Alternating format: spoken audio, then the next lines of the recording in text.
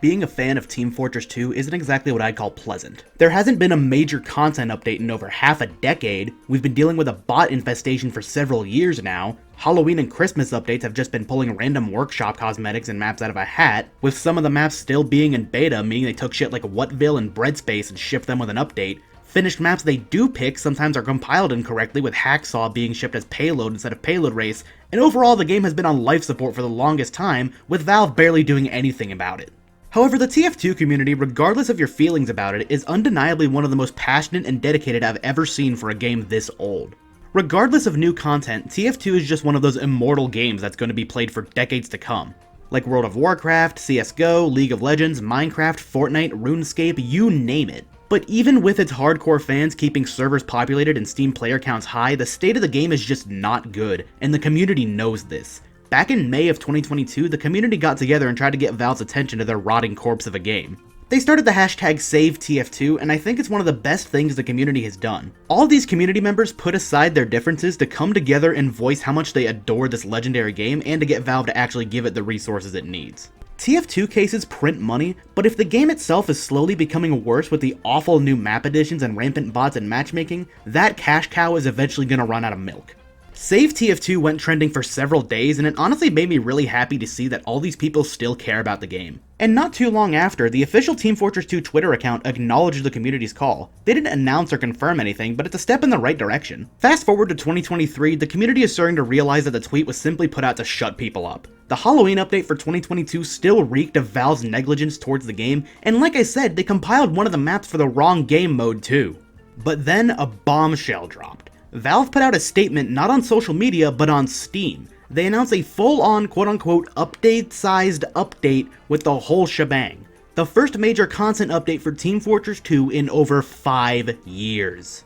It felt unreal, like I was dreaming. Valve is far from the worst AAA company, but I never expected another TF2 update ever again, because they seem happy resting on their laurels and fishing out some workshop cosmetics for extra cash. But no, they announced the real deal coming this summer. Less than a week later, the post was edited. They changed the phrase update-sized update to holiday-sized update, while also altering who knows what else, implying balance changes and much-needed gameplay overhauls, to community-contributed fixes for the game. It really was too good to be true. We knew this update was going to be mostly consisting of community-made content, but here's the thing. Valve knew exactly what they were doing when they put out the phrase update-sized update.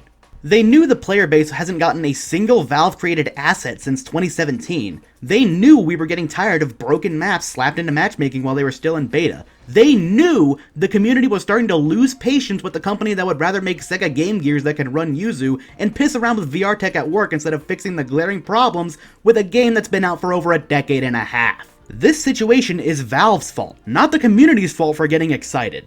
I kept my expectations in check because I knew it was still going to be workshop content, but can you seriously blame people for getting excited at the concept of a first major rebalance since early 2018? Valve acted all cocky when they first put out that statement, but then they were so piss scared of letting the community down, they silently changed the wording of the blog post a few days later. Absolute pussies. Some people say the community is to blame for getting excited considering Valve hasn't really given a shit since 2018. This game has had 3 or so part-time developers at Valve keeping the lights on while the janitor picks out random workshop items to put in a Halloween or Christmas case. I say bullshit because Valve themselves treated this blog post like a major announcement. Look at that wording. The following message is so urgent, so time-sensitive, we made the executive decision to skip TikTok and Twitter entirely and break the glass on the most bleeding-edge communication technology available. These fuckers deliberately meant to get the community excited and they backed off like a bunch of cowards.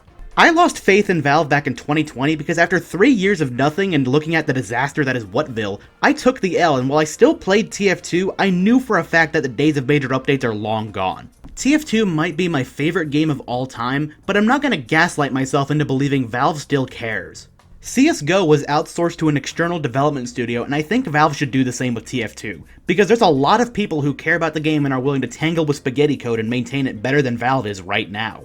I'm not gonna say that Valve is obligated to work on TF2. They could shut down the servers tomorrow and make it a server browser only game akin to TFC, Dare Defeat, or older renditions of Counter-Strike. But the thing is, they offer this game on Steam, provide microtransactions, release a case twice a year, and have the balls to put consistently updated in the store description. However, matchmaking has been dealing with a bot problem for years now, and don't go into the comments and say, oh, I played 2 days ago, I didn't get bots, because everyone's experience is different. That and Valve keeps dropping broken maps into the map pool that sour the community's opinion even more. Valve, your game isn't working right. Fix it, or get someone else to fix it. You shouldn't be making money on a faulty product.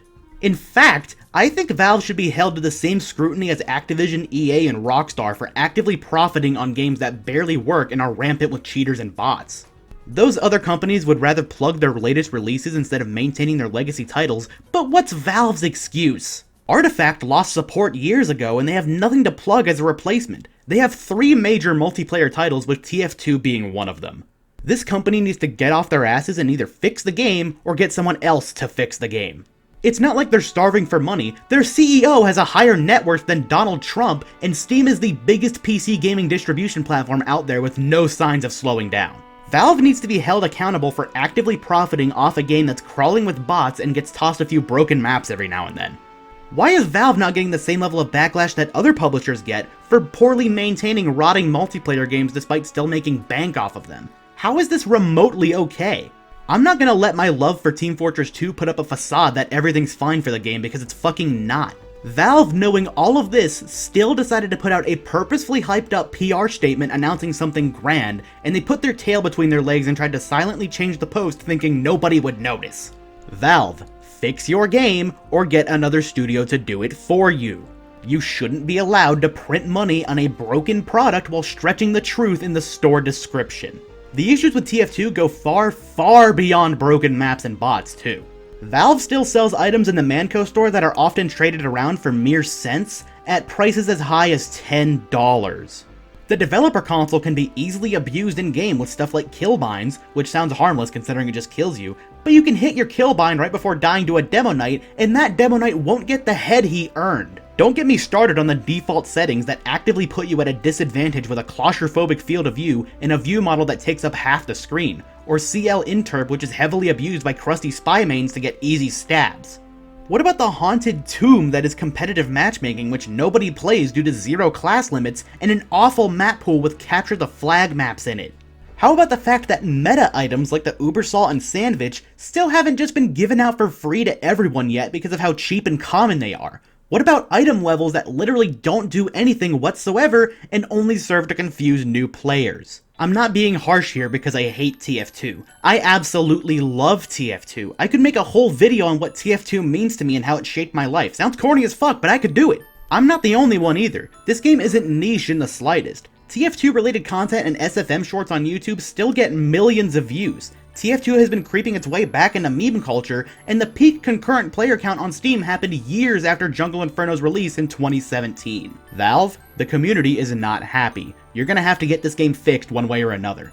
And if you won't, admit it and stop selling microtransactions.